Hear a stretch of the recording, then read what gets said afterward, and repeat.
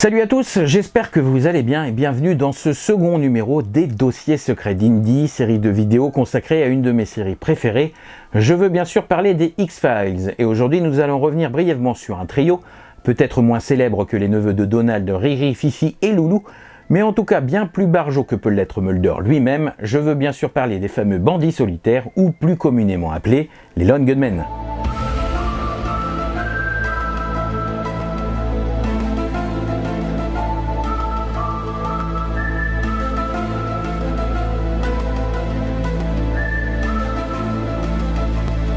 Comme tout bon trio, il est composé effectivement de trois personnages. Premièrement, Richard Langley, surnommé Ringo, interprété par l'acteur Dean Haglund, qui fera quelques apparitions dans les séries comme Sliders ou encore Bones.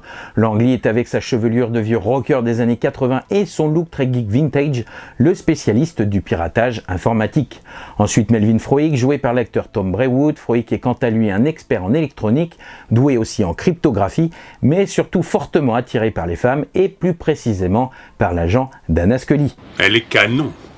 Et enfin John Fitzgerald Byers, interprété par Bruce Harwood, acteur que l'on apercevra dans le film La Mouche numéro 2 ou encore dans le rôle de Willis dans la série MacGyver. Byers est un ancien responsable de la sécurité informatique au gouvernement et est quant à lui le spécialiste des télécommunications.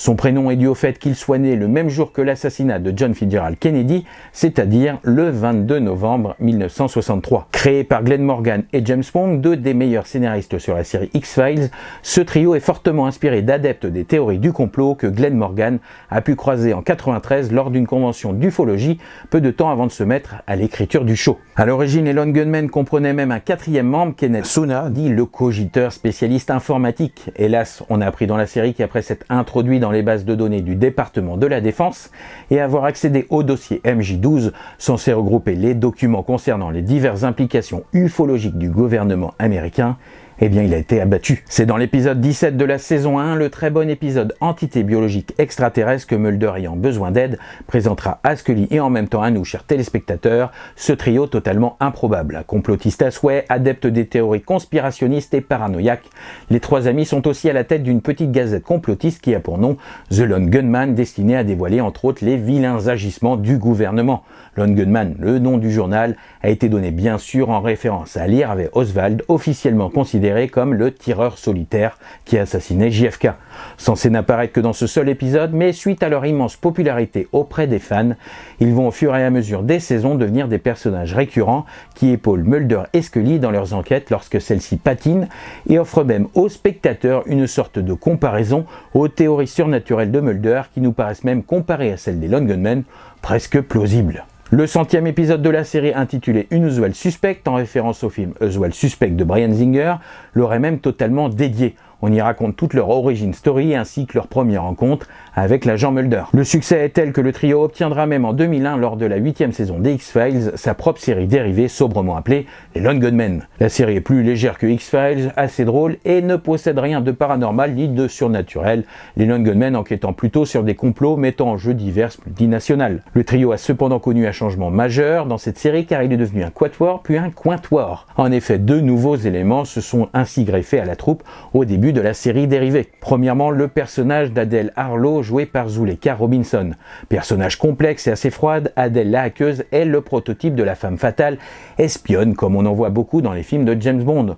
On ne sait jamais trop sur quel pied elle danse vraiment, si oui, non, pas vraiment. On peut la considérer comme une Lone Gunman à part entière. Et deuxièmement, c'est Bond, alors pas vraiment James, mais plutôt James Jimmy Bond, joué par Steven Snedden, qui rejoindra le trio.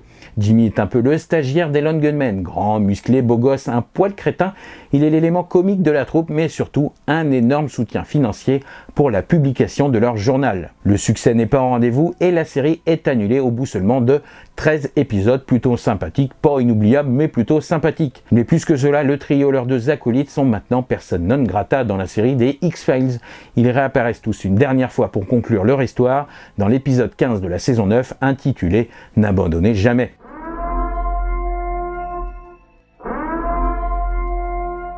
Alors je trouve à mon avis, mais c'est seulement mon avis, cela n'engage que moi, que leur mort a été plutôt bâclée et qu'une conclusion à un poil plus travaillée aurait été vraiment méritée pour ce trio pour lequel nous avons eu beaucoup d'affection et de sympathie. Sauf que dans X-Files, mourir ne veut pas forcément dire mourir pour de bon, et nous avons appris dans la suite de la série éditée en comics appelée The X-Files Season 10 que les Lone Gunmen n'ont fait que simuler leur mort et qu'ils travaillent désormais dans la clandestinité avec l'assistance du FBI. Sauf, et oui encore un sauf, qu'une vraie mini-saison 10 a été tournée et qu'ici la mort des Lone Gunmen a été réaffirmée dans la série. Alors qui croire ou ne pas croire, tel est l'adage des X-Files, car nos amis réapparaîtront à la toute fin de la saison 9, mais dans un délire mental de Mulder, et que le double numérique de Langley apparaît au cœur de l'intrigue de l'épisode 2 de la saison 11 intitulé « Une vie après la mort ». C'est aussi dans cet épisode que l'on aperçoit les tombes de nos trois amis et même celle de l'informateur de Mulder, du premier informateur Gorge Profonde, avec leurs épitaphes. Et chose plutôt sympa, c'est que les trois dates de naissance de nos amis correspondent tous à la date d'un décès d'un président américain. Tiens, sa date de naissance n'est pas la bonne. C'est le 13 octobre. Lui et moi, on est nés le même jour. Byers est né le jour où Kennedy a été assassiné. Donc, ça correspond. Voyons Froick. 1945. Froick avait 57 ans quand il est mort. J'ai l'impression qu'il avait déjà cet âge-là quand il est né.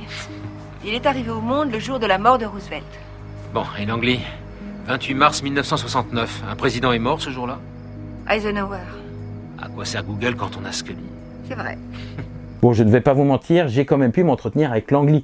Alors non pas son double numérique, mais bien avec l'acteur qui l'incarne, c'est-à-dire Dean Haglund. L'entretien ne dure seulement que 2 petites minutes, d'où une fin plutôt bâclée, mais je vous laisse regarder tout de suite les images et n'oubliez pas que la vérité est peut-être ici. Hi, Dean.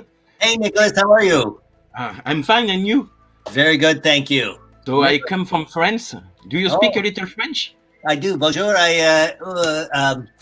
Je suis franco-manitobain, Canadian.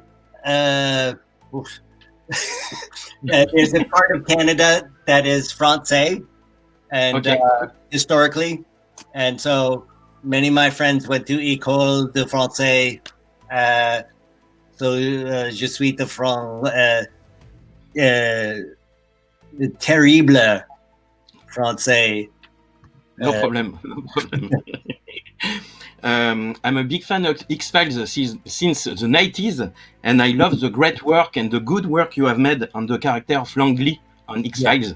Merci. So I have 2 questions for you. Oui. The first, what are for you the quality to be a good non-gunman like you? Well, it's a character trait known as honesty, purity. That we all think ourselves as grounded in our own focus. So Okay. that's exactly it's a focus on your own purity. And to finish, Mhm. I just want to know, do you really know who has killed JFK? I heard it was a suicide. Okay, thanks a lot. Thanks a lot. It Oh, was yeah. It Great. was a great time for me to speak with you. Likewise, and I like the stormtrooper in the background. Yes, And I love Star Wars, X-Files. oh, it's fantastic! And your Lord Vader sweatshirt, I want one of those. And what is the? Is that a signed photo of Hellraiser? Hellraiser, yes. Yeah, where'd you get that? Hellraiser, Scooby-Doo. Scooby Doo. Oh yeah. It's Scooby-Doo. Oh wow. And Gremlins. Bon, j'espère que cette petite vidéo vous a plu. N'hésitez pas à la liker, à la partager et à vous abonner à la chaîne si la vidéo vous a plu. Moi, je vous dis à très bientôt et sachez que si la vérité est ailleurs, c'est qu'elle est peut-être ici. Allez, moi, je vous dis salut les X-Files et surtout, prenez soin de vous.